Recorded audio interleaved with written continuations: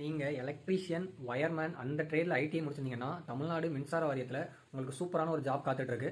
TNPSC தான் இந்த job call for பண்ணியிருக்காங்க. மொத்தம் எவ்வளோ வேகன்சி பார்த்தீங்கன்னா 1749 வேகன்சி இருக்குது. எப்போ வரைக்கும் அப்ளை பண்ணுற டேட் கொடுத்துருக்காங்க அப்படின்னு பார்த்தீங்கன்னா அக்டோபர் 2 வரைக்கும் கொடுத்துருக்காங்க. நான் முன்னாடியே சொன்ன மாதிரி இதுக்கு குவாலிஃபிகேஷன் நீங்கள் ஐடிஐயில் எலக்ட்ரீஷியன் ஒரு வயர்மேன் அந்த எலக்ட்ரிக்கலில் அந்த ட்ரேடில் நீங்கள் ஐடிஐ கம்ப்ளீட் பண்ணியிருக்கணும். கம்ப்ளீட் பண்ண சர்டிஃபிகேட் வச்சிருக்கணும். ஓகேங்களா?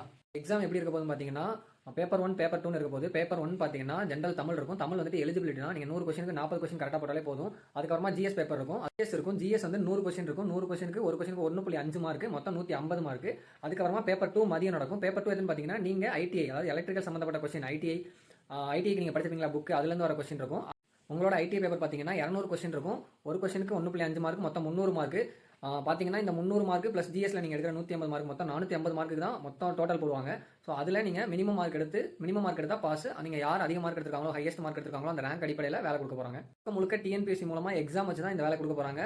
தமிழ்நாடு மின்சார வாரியத்தில் தான் இந்த வேலை. ஸோ கண்டிப்பாக ஐடிஐயில் எலக்ட்ரிக்கல் வயர்மேன் ட்ரேட் முடிச்சவங்க யாரெல்லாம் இருக்கீங்களோ அவங்களாம் கண்டிப்பாக அப்ளை பண்ணுங்கள். உங்களுக்கு வேலை கிடைக்கிறதுக்கான பாசிபிலிட்டி அதிகமாகவே இருக்குது. தெரியாதவங்களுக்குலாம் ஐடிஐ முடிச்சவங்க யாராச்சும் இருந்தாங்கன்னா உங்கள் ஃப்ரெண்ட்ஸ் யாராச்சும் இருந்தாங்கன்னா அவங்க கிட்ட சொல்லி அவங்க அப்ளை பண்ண சொல்லுங்கள். ஓகேங்களா?